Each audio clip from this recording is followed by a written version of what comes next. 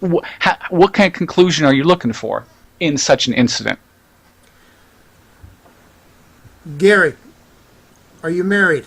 What? Are you married? No. Okay. Well, No. let's picture somebody in your mind that you love dearly, a family member. You got it? Right. Okay. Now you have a gun in your hand. Somebody breaks in. They're getting ready to kill that family member. Are you going to say, "Hey, stop!" in the name of the law, or are you going to pull that trigger? I would pull the trigger, but you'd have to be more specific. If I had any time at all, I'd first shoot them in the legs, and I'd shoot them a couple times in the legs, and they would be in such pain, and they would be down on the floor, but they wouldn't be dead. Okay, I'm a gun owner. I'm trained in guns. I know for a fact that even a person that's trained in guns, all right, you're in a panic situation, Gary, you're going to miss. That's why there are people in law enforcement that advise you, if it comes to that point, you better empty that gun. Okay, if the person is coming into my house and they have a gun and I have a gun, well, now I don't have a choice. Now it has to be a gunfight. Now I have to shoot to kill. So I mean, it has to depend on the specifics of the scenario. Okay. Gary? Yes. Okay, we have to hook you up with Mike Capzillo, and we have to get you a CT gun permit. I have thought about it. Only not because I'm waffling on it or being hypocritical. It's that if I know there are criminals out there that have guns, I'm forced to buy one. I mean, in the same way, I'm not trying to sound goofy or whatever or argumentative, but if the criminals had RPGs, my gosh, then I'd have to go to an RPG range and learn how to fire an RPG. Yeah. In other words, I have to crank it up to whatever level the criminals are at, is basically what it comes down to. It doesn't mean that I enjoy that weapon.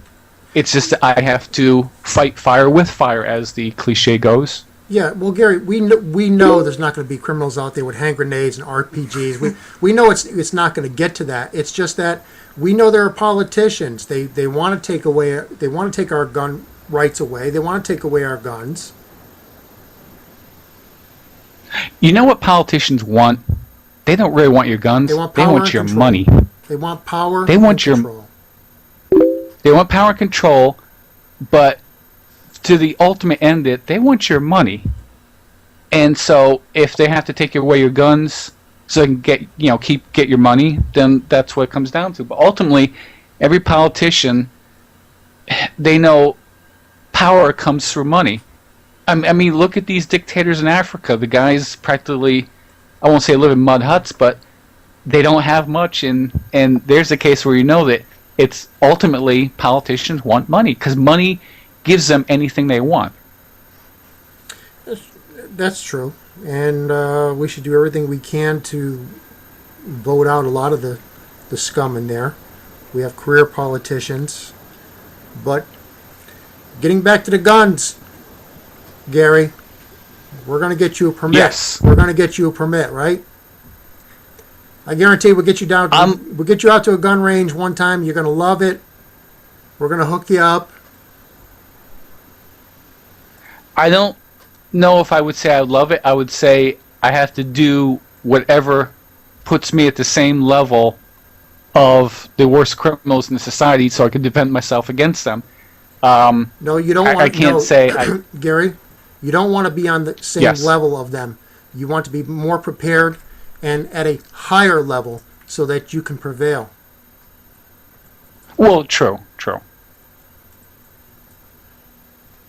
So, Gary, we went from the beginning of the conversations to you saying just tasers to you and I are going to get together sometime in the future and we're going to go to a gun store and hook you up. No, I know what you're saying. It sounds like I changed my mind. I didn't, because I can promote tasers. No, the criminals aren't going to listen to me because they're going to say, Well, how am I supposed to do a drive-by shooting in the inner city with a taser? I mean, no one's going to listen to me. If somebody breaks in your house with a gun and you're standing there with a taser, he's gonna. Well, no, this is why. No, this is why I said fight. It might be an advantage. This is why I said fight fire with fire. Laughing, and that's your time to take advantage. Well, no, this is why I said, Jay, fighting fire with fire. That means you have to have compatible weapons. In other words, if I had taser and they had the gun, I wouldn't say, okay, hold on 1 second and go get my gun. But whatever weapon they're using, I have to equally match it. Gary, thank you. Hey, I hate to tell you, in some cases, that means like an AK-47, because there are some submachine guns floating around in America. Well, yes, there is. Yes, there is. So, all right, Gary, we're going to let you go. It was interesting. It was. It was awesome. Thank you. Thank you so much. All right, Matthew. Okay. All right, Gary. All right. Thank you. We thank you so much for being with us, and be here next week. Keep checking us out on youtube.com/jsabia. We thank you for being with us, and good night, everybody.